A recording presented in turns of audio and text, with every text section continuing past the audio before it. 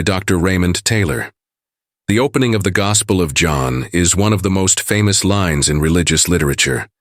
In the beginning was the Word, and the Word was with God, and the Word was God. The verse has shaped the entire Christian conception of divinity, blending Hebrew creation imagery with Greek philosophy. Yet when examined through the lens of Mandaean cosmology, this verse reveals an origin far older than the theology of the Church. The prologue of John did not begin with a philosophical word, but with living water. Before there was theology, there was motion. Before there was a written creed, there was the current.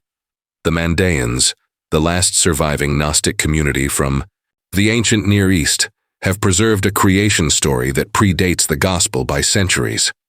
In their sacred texts, the first principle is not a god but the living stream, the river that thinks, speaks, and gives birth to light. This water is not a passive element. It is awareness itself, the first consciousness that moves through the void. The Mandaean hymns describe it as a voice that bubbles, a sound that emerges from motion, a language that becomes creation. John's prologue, written in Greek but rooted in Aramaic thought, mirrors this cosmology, almost word for word. The author substitutes logos for the Mandaean living stream, but the function remains identical. Both are eternal, both exist before all things, and both bring life to the world. The difference is branding. Where the Mandaeans speak of the flowing current as the source of consciousness, the Gospel transforms it into a personified word that later becomes flesh. The transformation is poetic, but also strategic.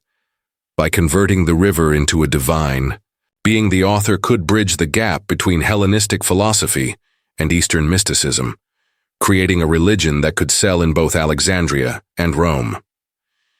In Mandaean cosmology, the river of light flows from the world of truth into the realm of darkness. It carries within it the creative force of the great life, the eternal mind that animates all existence. When the current descends into the lower worlds, it produces sound, vibration, and ultimately form. Words, in this theology, are not metaphors, but actual currents of energy. The speaking of creation is the flowing of thought through water. Drower, in The Secret Atom, Clarendon Press, 1960, records several Mandaean hymns in which the act of divine speech is indistinguishable from the act of streaming. To speak is to flow. To flow is to create. The Gospel of John preserves this same principle but translates it into Greek abstraction. Logos in Greek means both word and reason. It is a philosophical term that carried authority among Stoic thinkers and Alexandrian intellectuals. By using this term, the author of John gave a familiar face to an Eastern mystery. The eternal current became the rational principle. The flowing river became divine logic. Yet the core idea remained untouched. The first cause was motion, voice, and light flowing through the darkness. The Mandaean stream simply gained a new name. The linguistic evidence supports this connection. The prologue sequence of images follows the exact Mandaean order. First is the primordial presence, then the emanation of light, then the descent into darkness, and finally the revelation of life through the spoken word. In the Ginza Rabbah, the great life declares, "I am the word that moves upon the waters. From me the voice goes forth that stirs creation." John 1:1 through 1:5 echoes this almost line for line, replacing the great life with the Logos. The movement is identical. The difference lies only in language. The implications are profound. The earliest stratum of John's Gospel is not Jewish monotheism but Mandaean river theology. The Logos is not Yahweh. The Logos is the current of light that existed before gods were imagined. In later centuries, the Church reinterpreted the Logos as the second person of the Trinity, but this was a theological retrofit.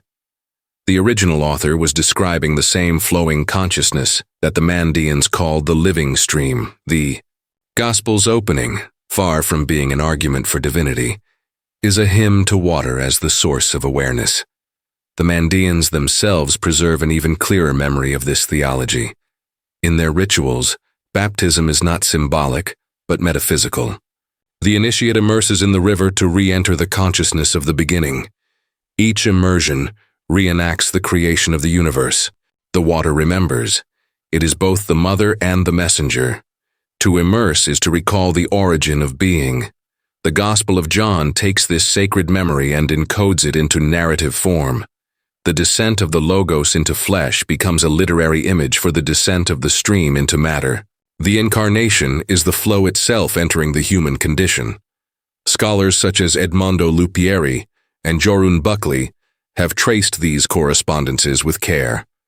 Lupieri, in the Mandaeans, The Last Gnostics, Eerdmans 2002, notes that the Mandaean concept of the living water existed centuries before Christian baptism, and that their use of Aramaic phrases parallels Johannine vocabulary.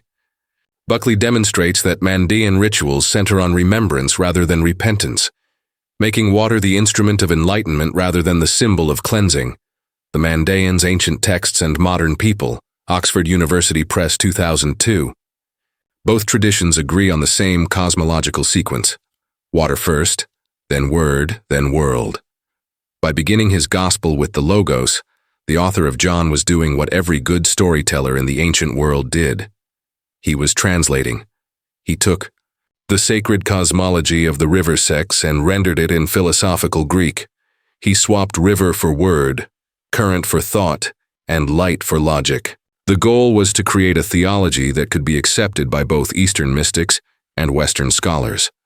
The result was a hybrid myth, a fusion of the living stream with the Hellenistic principle of reason. But once the Logos became flesh, the current was frozen. The living water was captured in a person and then in a creed. What had once been flowing consciousness became doctrine. The Mandaean voice that bubbled from the deep was replaced by the Church's proclamation of divine incarnation. The river that once spoke through movement became a god that spoke through authority. Yet the trace remains. Beneath the polished Greek syntax, one can still hear the sound of water moving. The opening of John is not about God speaking the world into existence. It is about the river thinking itself into form. The Mandaeans said it first. The living water is the mind that existed before creation. It is the thinker, the speaker, the word before words. The Gospel of John, in its original voice, was repeating their hymn with a new name. The first consciousness was not a deity above the waters, but the current within them. To say that the Logos was with God is to misunderstand the older language. The Logos was the water, and the water was life. The beginning was not divine speech, but divine motion. The current was the first thinker. The voice that still moves in the river is the oldest word of all. Veritas lux mea. Veritas lux mea.